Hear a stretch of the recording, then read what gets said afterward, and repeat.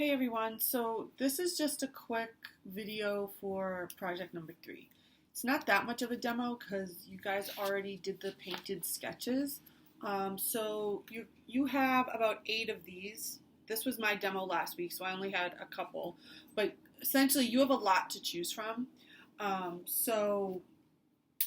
You're going to choose the one that's the most interesting. Now, it doesn't need to be exact replica of your sketch. Of course, you can add things to it. You could take things out. If you want to look at like photo references, like I took pictures on my phone and I cropped them. So I have all these pictures and then I find the one that I drew. I don't tend to work that much from photos, so I find it a little more interesting to look at my setup, which today is over there and way too hard to show on camera. But what you're going to do is you're going to take this smaller sketch and you're going to use the whole page of your mixed media pad and you're going to enlarge it. So you see I quickly sketched it in with pencil. You don't have to use pencil. You could use paint if you want to do like a light wash, like drawing with paint, which we did with your color studies. You could do that.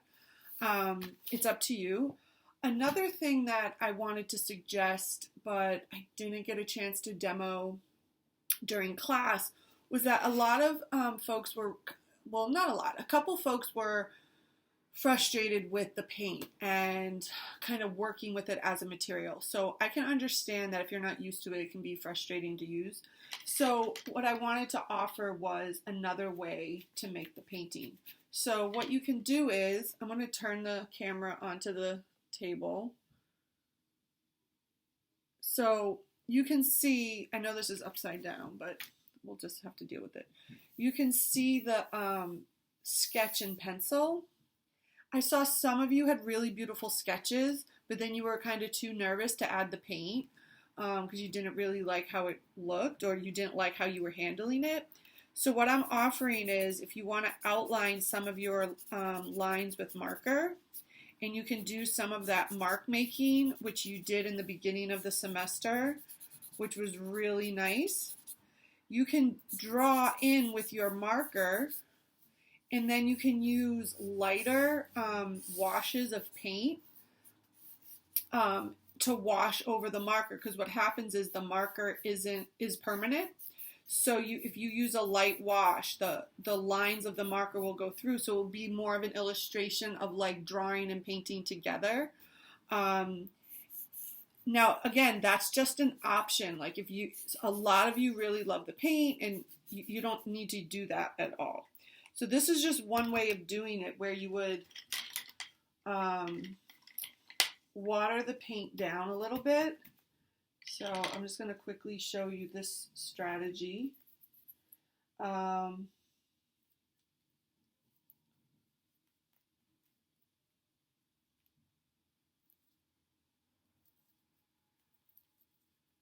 So one thing you could do is you could just paint right up to the edge, no marker, okay?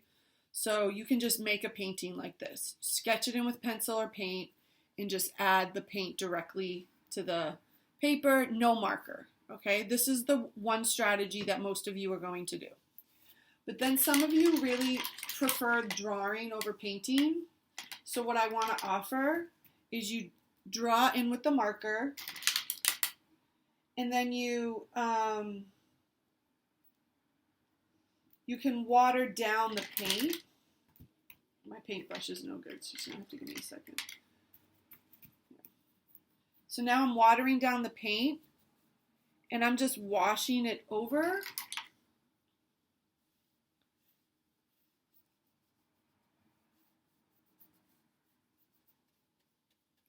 So you can still see the marker. So that creates more of a graphic drawing with some paint on it. Now, that's one way you could do it, or you could continue to do it this way. But the thing that I really want to show you is that I have this empty space up here. In this sketch, I painted it green. In here, I just filled it in with a gray, but I can start to add patterns. I don't want you to leave anything in your paper blank.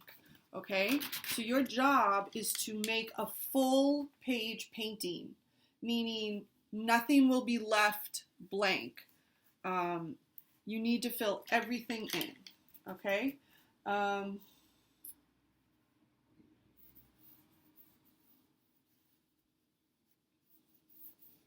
my drawing was a little off, so I'm just going to go in. I'm going to try to fix that a little bit. The tube is always a little bit bigger than the lipstick. Okay, so here's my lipstick, and then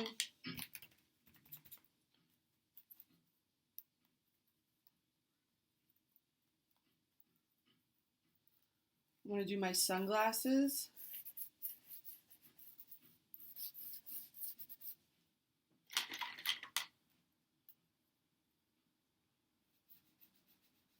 Start with an orange, mix a little bit of brown, and then you can add the brown on top of the orange.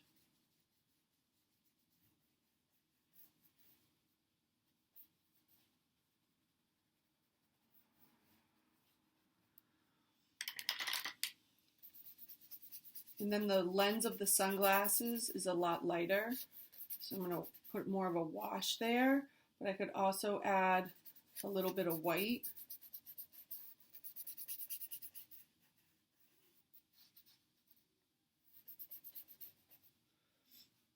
So you can start to see that it's coming together.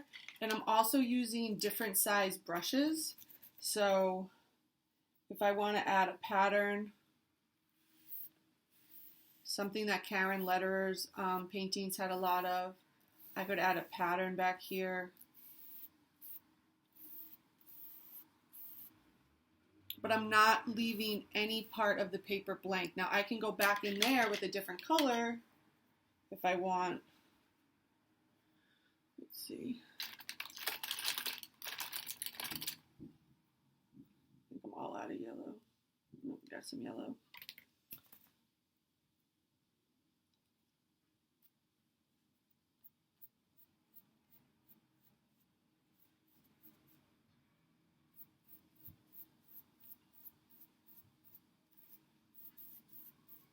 So making color with pattern.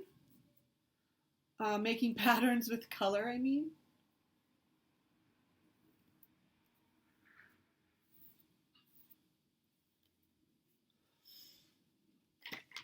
And I'm just going to continue over here. I'm going to fill in I have the little makeup case, I have the lip brush, the blush brush, and I have these cool tiles. And again, if you want, you could do the outlines in marker. Some of you, if you'd like that better.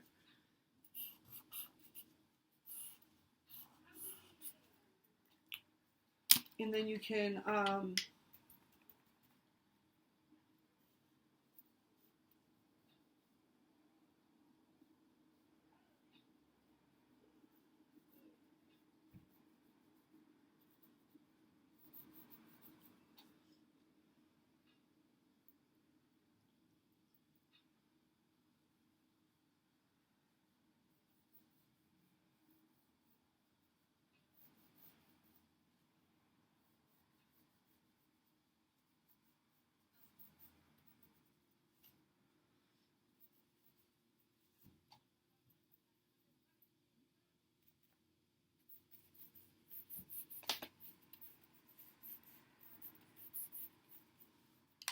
so hopefully that's helpful.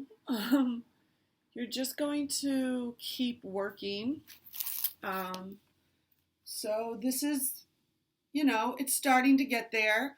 So this is where you can see the marks of the marker. If you choose to go that route, I would continue to do that.